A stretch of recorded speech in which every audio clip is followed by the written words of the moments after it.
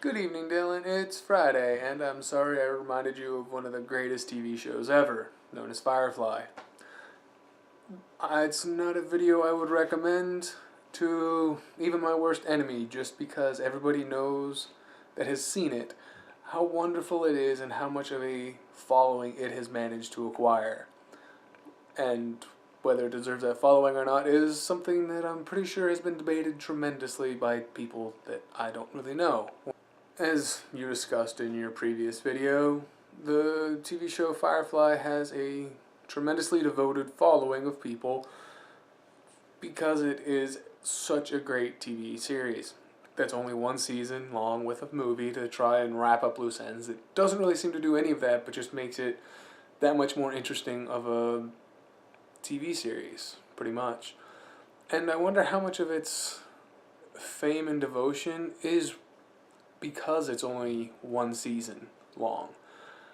How much of that devotion is there because anything that they could have solved in further seasons and any kind of major letdowns they could have provided aren't there, like so many other TV shows that seem to go on and on and on forever.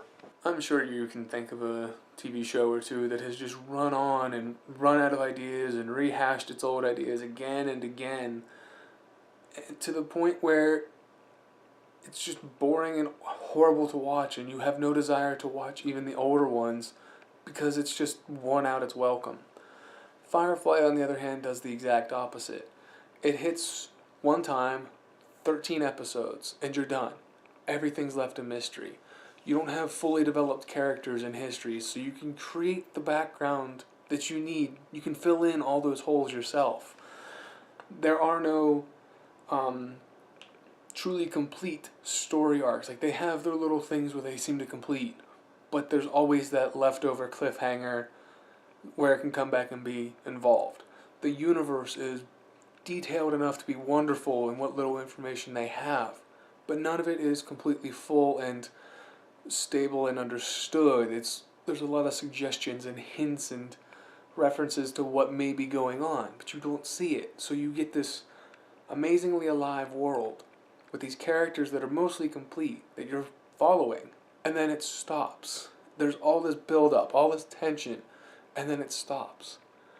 You're forced to enjoy it because you want to finish it in your own head, how this plays out. I think that's one of its greatest strengths. Other TV shows seem to disappear after a season or two. Maybe they can't hold the audience for whatever reason. But that whatever reason is the thing that helps separate Firefly from these other shows. What is it that digs in so deep and latches on so strongly that people just can't seem to get over Firefly when all kinds of these other TV shows last one, maybe two seasons, and then they're gone forever? They just don't have that spark that makes them such a memorable piece. I don't know.